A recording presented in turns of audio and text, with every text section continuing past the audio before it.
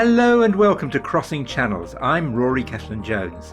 The world's problems are interdisciplinary. Why is academic research so siloed? That's the subject of the latest in our podcast collaboration between Cambridge University's Bennett Institute for Public Policy and the Institute for Advanced Study in Toulouse. So this episode is a bit meta. I usually say we're going to use the interdisciplinary strengths of both institutions to explore a complex challenge. But this time the challenge is the lack of interdisciplinarity across much of academia. Why is research trapped in silos? What are the merits of an interdisciplinary research approach? And how might we overcome disciplinary divides?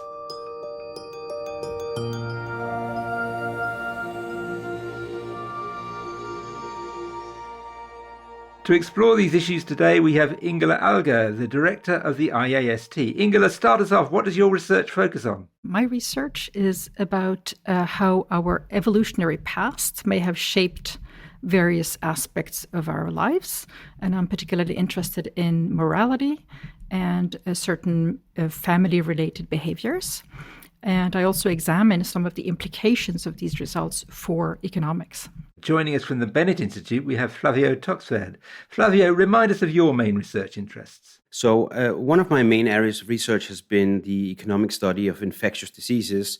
And so that's an interdisciplinary field where you use ideas and techniques from economics and optimization to inform public policy in the context of pandemics and vaccine rollouts and things like that. So it's basically branching out the tools of economics to an otherwise non-economic field. Wonderful. Well, let's crack on and let's start by unpacking the whole premise of this question. Is academic research in fact siloed? Well, Ingela and Flavio, I presume the answer is yes, because otherwise why the need for the IAST or the Bennett Institute? Ingela, you start us off. Yes, definitely. I totally agree with this. Typically, most researchers would go through their lives without looking beyond their own disciplines. So there's typically very little communication between disciplines. And I think this makes academic research very much siloed. And was that the kind of thinking behind the development of the IAST in Toulouse? Indeed, IAST was created with the clear objective to remedy this lack of communication between disciplines. And this is what our main objective is. That's your mission. Flavio, looking back before you joined the Bennett Institute, were you wandering through a world of silos? Well, yes, it's a solitary existence to be an interdisciplinary researcher. There is a whole ecosystem in academia and in research that is built around disciplines. And if you find yourself between disciplines or straddling two different disciplines, you just don't benefit from much of that infrastructure, like conferences, like peers that know what you're working on and so forth. So there's very much so that there's been clear distinction between disciplines, and it is very difficult to try to work between them. Tell us about the Bennett Institute. What is different about its approach? So the Bennett Institute is of course, one that is not wed to specific methodologies. It's really about policy and policy impact. And that, of course, frees up researchers from adhering to specific methodological approaches because it really is the answering specific questions and making policy recommendations that is the focus. Whereas academic research that is not particularly policy-oriented is perhaps more on fixed tracks that are determined by the methodology that has grown up around the questions that are being answered. But let's look at the status quo that you've both experienced before joining these particular institutions. What makes researchers so inclined to stick to their own area? Is it tribalism? Is it self-interest? Well, so there are different aspects to this question. First is that most disciplines became disciplines because they were interested in specific issues. And so methodologies were created around answering those specific questions. There's a kind of a benefit to scale, which is that there's a set of questions and a set of types of methodologies that are available. As a young researcher, it's just much easier to access those tools and start answering those questions because that's what you're trained in during graduate school and so forth. So doing interdisciplinary research is just very costly from the perspective of the young researcher. The second thing is that the demand for interdisciplinary research is somewhat reduced in academia. And so if you want to make a name for yourself early on and get tenure and so forth, you're much better off answering questions that are already people kind of agree that these are the interesting questions, rather than to take on high-risk projects that may or may not land within the discipline. And you get rewarded for publications in papers and with journals and so on, and those are, Ingela, the most high-profile ones are not likely to be interdisciplinary, are they? Yes and no. So I would like to maybe follow up on what Flavio said, in the sense that I think that there is, on top of this tendency to be very specialized, there's also, I think, a mechanism of self-perpetuation, in the sense that we all rely on peer review, peer judgment. So when we enter as young scholars, we enter a discipline, we are being judged. Whether we succeed or not depends on slightly older peers. And they have learned what it takes to succeed from their predecessors. They're stuck in the mud, you're saying? Yes, to some extent. And so I think that there is a self-perpetuation mechanism whereby the criteria that were applied and that made me successful, I will apply the same criteria when I judge. And I think that's a kind of a cultural transmission mechanism. There are also very high-profile interdisciplinary outlets, such as Science and Nature, for example. But those are, landing a publication in those journals is extremely rare, right? So I think that there are these several mechanisms. And also, to come back to what Flavio said in the beginning about that disciplines are meant to answer several specific questions, I think that this has been a process that in the beginning it was not so necessarily clear that there were separate questions, but I think that the degree of specialization has increased over time, and it's a natural tendency. So I think maybe speaking about my own research and actually also yours, Ingela, which is basically economics or application of economics, I think economics is unusual in that we now focus maybe less on specific questions than on the methodology. And so many people are happy to expand the application of economic methodology to other spheres and still be happy to call that economics. So, for example, there's been forays into geography, into legal science or law, political science, what have you, sociology. And economists will be happy enough, in some sense, to consume that kind of literature because they are happy with the methodology. And that, of course, is what's given rise to this notion of economic imperialism, whereby a lot of interdisciplinary work has happened, but from economists using their tools to kind of inform other disciplines. When you started, both of you, going down this route, were there people saying to you, "You're mad, don't do it"? And has that changed over time? Well, I think that indeed, I think that the hurdles, my very first chapter of my dissertation, I already included a little bit of behavioral economics, and it was kind of before the big behavioral economics wave appeared. So I was a bit early indeed, and it has been costly. It takes time. I think that the key word here is time. To invest in interdisciplinary research requires more time than to land publications in monodisciplinary projects, because this communication with other disciplines does require time, essentially. It is a risky proposition to engage in interdisciplinary research, and I think that's still true. But there are institutional answers, and I think we'll talk about that later. Flavio, have you seen the sand shift, as it were, from quite a hostile reception for those ideas to more welcoming? I wouldn't call it hostility, more as indifference. I feel a bit that in my own neck of the woods of economic epidemiology, I think in some sense people who did my kind of work have been vindicated during the pandemic, because people have realized that this was important. And so people have never denied that these were interesting questions.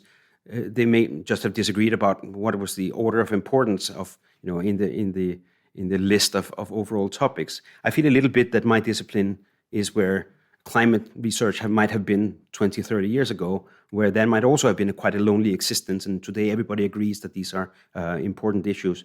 But just to come back to your original question, I was not warned by anyone early on that this was a risky proposition. And sometimes I kind of wish that I had been warned, because I I'm happy about the work I've done, but I think I vastly underestimated how difficult it was to do this kind of work and how difficult it is to get people to listen. Well, let's move on to why we need interdisciplinary research. What does it do to our ability to tackle complex global challenges? Ingela? Slightly paradoxically, I think that interdisciplinary research is needed in order to enrich the disciplines. So if we think of disciplines as being kind of paths in a forest, then there is a lot of uncharted territory between these paths. And I think that interdisciplinary researchers are kind of scouts that go out and look out, go to alternative paths, and they look for whatever information methods, data sets could be useful or could be amenable to bring back, and they bring back this information to their own discipline, and they act as translators. So I think that this communication really enriches, brings new novel questions, novel methods, different ways of thinking about one's own discipline that in the end really serve to enrich the disciplines themselves. Sometimes it just turns out that other disciplines have thought very hard about some of the issues that are involved in these new questions, and just ignoring interdisciplinarity means having to reinvent the wheel every single time. So this is something that I found very much in my field of economic epidemiology, that epidemiologists are very interested in studying, for example, how do people behave during pandemics, what are the right kind of policies to put in place, and so forth. And it just so happens that many of the issues that are relevant in this context have been answered by economists, sometimes a half century ago, in completely different contexts. And so, foregoing interdisciplinarity just means not availing yourself of all that hard work and knowledge that has already been accumulated. And so that's a very, real cost. I mean, let's get down to specifics so that people will kind of understand this. Give me, each of you, a concrete example of a research project that you started on and from the start knew that it was going to be interdisciplinary, and how that worked out. Ingela? So I've been involved in several interdisciplinary projects. And so one of them started because I had done some work using solely economics methods to address a particular question. And it so happened that in a conference, someone approached us to say, you're using something from evolutionary biology that you simply cannot use that way. And we ended up collaborating with this person. And so we together then could straighten out the sort of the wrinkles and the question marks that existed in both disciplines. What was the question that you raised? So this was a project about the evolutionary foundations of morality. So we came from a perspective from economics, but we were using the evolutionary kind of mathematical models that had been used for a long time in economics. And we were simply not aware, because we had not taken the time to look into this other path that had been opened up by evolutionary biologists, right? And so it happened to happen by chance that such an eminent evolutionary biologist was listening to one of our presentations and alerted us to the fact that, there is much more that can be done here, and you should look carefully into the definition of this particular fitness, actually. You were taking a mathematical approach. Were they taking a different approach? Exactly. So in this particular case, I mean, there was really an overlap of interest in the same questions, but the mathematical models had evolved differently in the different disciplines. So it was then by let's say, marrying these two mathematical modeling worlds that we could together then generate truly novel insights. Was it easy to get along? Were there kind of moments when you thought, golly, we're speaking different languages here? It was a very, very interesting first experience, in the sense that we were interested in the exact same questions. Our modeling worlds were quite close. The main difficulty was to identify a research question that made scientific sense for both of us, so that it generated novel insights into economics, but it also generated novel insights in evolutionary biology at the same time. So was it all a success? What was the outcome? I would say it was a great success. And first of all, we managed in finalizing, and we published, I would say, it was published quite well. and it led to several collaborations. So it is and I'd say still ongoing collaboration. I published another paper with this evolutionary biologist past summer. And also, I would say that just to add to another dimension of the success, I think, is that we all felt that there is a real transmission of knowledge. Great. Flavio, what's your example of a project that's worked? So one of my projects was on this notion of herd immunity that for most people might have been unknown territory before the pandemic and suddenly became the thing that people focused on. And I remember thinking that there was something odd about this concept in the way that it was communicated, but also how the literature itself, that is the epidemiology and the public health literature, were using this concept. So the concept, just to remind people, is basically the herd immunity threshold is reached when a sufficient number of people in the population have recovered and have become immune, and that has implications for the aggregate number of people that will become infected over time. In particular, when this threshold is reached, then fewer people will be infected. Now, it turns out that the public health and epidemiology literature were very confused about whether this notion had any importance in terms of policy relevance. That is, should we act on this concept or not? And in the event, at least for a very brief period, the policy by Boris Johnson's government was to crack down on areas of the country where the R0, as it called, or R0 was larger than 1, and to do nothing when it's lower than 1. And what I did in my work with my co-author Bob Rawthorne is to, rather than focus on this concept, try to take one step back and try to see what are we trying to achieve? What is the overall objective from a public health authority or a government? What are the costs and what are the benefits of different policies? And then to design what we think would be a sensible policy based on those notions of what are the objectives and what is the feasible set of policies.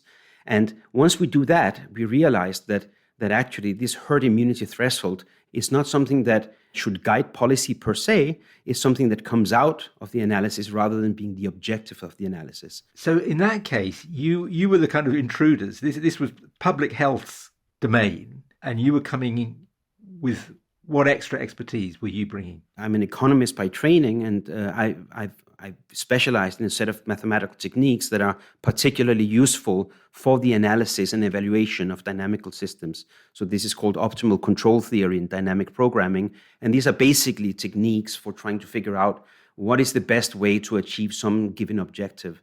So in the context of public health, the objective may well be something like reducing the number of overall infections, or minimizing the number of dead people, or some kind of combination of economic and social outcomes together with health outcomes. So these are all possible objectives, and what I bring to the table is a systematic way of actually evaluating policies with this kind of objectives in mind.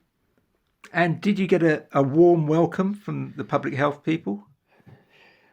It's difficult to say. I wouldn't say it's a warm welcome. I think I just want to maybe tie a note to something that Ingela said earlier, that she and her co-authors found that they had a common language, which was the modeling. And so I found myself also that I have a common language with the epidemic modelers, because we understand the same types of dynamical systems, even if our approach is not quite the same. So within the modeling community, I did find considerable interest in engaging, but from less model-oriented people in public health and from policymakers, I think the welcome was less warm, but not because of hostility that was inherent to my kind of work, but rather because a lack of understanding of what was it that people like me could bring to the table. Well, let's talk about some of the limits to this. I mean, obviously you're talking about science-based disciplines. Is there room for the humanities here? Are you seeing subjects like the humanities excluded from this approach? Well, there is the famous distinction between, the two cultures by C.P. Snow, the science versus the humanities. And I think to some extent that is still valid today. I had the good fortune of being a fellow of a interdisciplinary thing here at Cambridge called CRASH, which is social sciences, humanities, and so forth. And we would attend each other's seminars, and it became quite clear to me that sociology and anthropology and ethnography and psychology, they were perfectly conversant between themselves. And although I was at least nominally a social scientist, I felt completely out of the loop. I just didn't speak the same language. Whereas I can easily go to a mathematics seminar on operations research and understand what is going on. So I think in some sense, the language that we use and the methodologies that we use will be a very important determinant for whether we can talk to people. Having said that, there are many fields within traditional social sciences where a scientist could make inroads. For example, sociology can certainly be informed by network theory or mathematics in that sense. There's also mathematical psychology, which again could easily talk to people that are from the more quantitative side of the spectrum. So I think it's not impossible, but it's clearly more difficult than it is within kind of the methodological clusters like modeling type disciplines and less modeling focused disciplines. Ingela, the humanities and the sciences mixing, not possible? I wouldn't say it's impossible, but I would tend to agree with Flavio that it is easier for researchers using quantitative methods to communicate, because it's all about sort of building theories, numbers, statistics. So there is a common language, there is a common set of methodologies. But in terms of for humanities, I think that if we think about a fairly popular research theme nowadays, narratives. All right, so a lot of economists, political scientists take a lot of interest in the importance and the role that narratives play in society today. And certainly, I think that those researchers could very well benefit from involving some specialist in literature, history. However, it's not so clear to me what the researcher the corresponding specialist in literature, for example, would gain from such a collaboration. Well, we had an episode of Crossing Channels called Why Are Stories Important for Society, featuring Professors Sarah Dillon and Manavir Singh on this very topic. So why not scroll down the feed and listen to that one once you're done here? Is there an instinctive slight distrust by scientists of the humanities and vice versa? I think there might be some of that, but I think you should also not underestimate the distrust there is between quantitative disciplines. I mean, I met many physicists who scoff at economists and the other way around. I mean, the many physicists have tried their hand at economics, and economists are just shaking their head because surely it might be mathematically sophisticated, but it seems often to lack some of the central ingredients that economists would look for, like behavior and incentives and so on. So I think there's plenty of mistrust going around in all directions. But one thing also I think I should point out. So there's this often said that economists they think that every topic that they start looking at is virgin territory, and they don't look up what other disciplines have looked at. So, for example, it's often said that the sociologists have looked at these issues way before the economists, and the economists are not paying their dues in terms of recognizing this intellectual debt. And I think that's probably fair to say that, but it's also true that economists do not necessarily consider a question answered unless it's done with the tools that they would recognize as being the appropriate tools.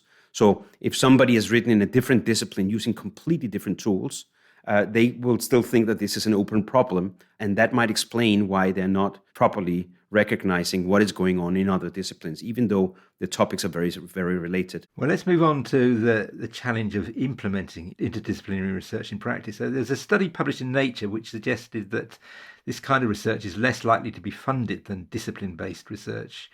Is the peer review process the main challenge to conducting interdisciplinary research? Yes, I think that's absolutely true. I mean, it's very difficult to get published in non-interdisciplinary journals. So, for example, over the years, I've very often gotten rejection letters from editors saying, "We really like your work, but perhaps you should send it to an epidemiology journal rather than our journal." And very recently, I've gotten papers rejected simply because the editor could not find adequate referees. So the problem is that when you get referees that are not themselves interdisciplinary, they will use a different benchmark or a different yardstick than really is appropriate for an interdisciplinary project. And so you could have, for example, an epidemiologist saying, I don't understand all this economic stuff. This makes no sense to me. This is not how I would like research to be done. And on the other hand, you have maybe an economist who's not well-versed in the interdisciplinary work saying, also, this looks strange. This is not the kind of economics I'm used to doing. And so you end up in an unhappy middle ground where nobody really wants to take ownership of doing the vetting of this research. Ingela, does that ring any bells for you? Yes. For monodisciplinary juries, it's really a numbers issue, as Flavio was mentioning. For any given truly interdisciplinary project, there would typically be very few people who are knowledgeable about the value of that particular research. And so in a monodisciplinary jury, it will typically not find anyone who can really evaluate the value of the proposal. And on the other hand, proposals that are evaluated by multidisciplinary juries, there's the risk there that the proposal will not be deemed enough interdisciplinary. So I have actually experienced that myself. There was a few years ago, we submitted a large proposal, and we had 3 or 4 disciplines involved, if I remember correctly. And one of the key comments that we got was, well, why did you not include also this 5th discipline? Right. So I think that there's a conundrum there, and it's just striking the right balance is key. Well, let's end by looking to the future and asking, is this a kind of movement whose time has come? And if so, what is needed to make interdisciplinary research much more attractive, much better funded, and so on? Flavio, any thoughts? So I see increasingly universities mentioning interdisciplinarity as something that is valued. Now, I have not seen much evidence that the universities put their money where their mouths are, as it were, and follow up on those things. I think there has been some notable successes of interdisciplinarity that we don't think of today as interdisciplinary because they've been absorbed into the discipline. So for many of them, I mentioned earlier, looking at the family unit as an economic unit and figuring out what happens within and between families. This is something that is now mainstream economics. At some point, it was a revolutionary idea. Similarly, there's been a revolution of behavioral and experimental economics that now is just part of economics. But at the time, it was certainly something that came from outside. So it's not that the discipline is completely closed. It's just that it takes a lot of time. Now, how to foster more of that in the future? Well, it's a matter of aligning incentives with the objectives you're trying to achieve. You get what you pay for. And so if journal editors start becoming more broad-minded about what they think is important research, if funding bodies put more money for that kind of projects, then little by little, that's exactly where the disciplines are going to move. So, academia, like all other, all organizations or all social structures, they react to incentives. Ingela, are you winning, as it were? Are you and Flavio winning? Oh yes, I definitely think that there is a bright future for interdisciplinary research. I'm convinced of that. So I would like to say a few things. So first of all, I strongly believe in bottom-up approaches. That's what I see has worked. I mean, over my career, I've seen many universities indeed trying to get researchers to engage in more interdisciplinary research, but so top-down approaches rarely work unless the incentives are put into place. And I think that universities are not particularly good at putting pressure on the departments to change their evaluation procedures. So any researcher who is up for promotion or tenure in a monodisciplinary department will face this constraint that what really counts are publications within the journals that are recognized by that discipline. And universities could put more, I think, pressure on departments themselves to actually change these evaluation criteria to foster interdisciplinary research. Time is a central ingredient. and repeated interactions. So putting in place seminar series, conference funding, and making sure that researchers have the time to engage in conversations, that's really a key factor. And at IAST, that is really what we do. So we have young researchers from several disciplines meeting on a regular basis and being exposed week after week after week. That is really what works. Another factor is risk. So it's very risky to engage in interdisciplinary research. And one of the, we were talking earlier about access to funding.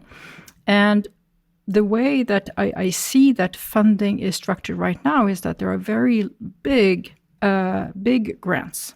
Okay, so for example, the Synergy grant at the ERC level. So to set up such a huge project, it's a humongous investment that is necessary, that is required, and with potentially very low return. And so I believe that funding agencies should actually roll out a larger number of small grants. So to give an incentive to people to try out the path towards more interdisciplinary research without that they wouldn't have to feel that they need to spend 6 months or 1 year of their career to prepare a huge grant proposal, but instead really nudge through a larger number of smaller grants. I think that would be a good thing to do. Universities and other institutions can also set up prizes so as to reduce the stigma and give a signal that the institution values this kind of research. So as a final note, I would like to say that I strongly believe that both institutions and individuals who engage in interdisciplinary research will see that they will be rewarded. At the individual level, it's exceedingly stimulating and fun to actually communicate and engage in dialogue with people from other disciplines. You'll discover a whole lot of very interesting methods, questions. And so I think that there are high rewards to engage in interdisciplinary research, in spite of the challenges. Well, that's all we've got time for on this episode. Thanks to Ingela Alger from the Institute for Advanced Study in Toulouse and Flavio Toxvaerd from the Bennett Institute. Let us know what you think of this latest episode of Season 3 of Crossing Channels. You can contact us via Twitter, as I still insist on calling it. The Bennett Institute is @BennettInst. The Institute for Advanced Study in Toulouse is IAST Toulouse, and I am Ruskin147. If you enjoyed this episode, then do listen to our other Crossing Channels editions, notably our last one on the challenges of short-termism in government. And please join us next month for the next edition, where we will be looking at health tech.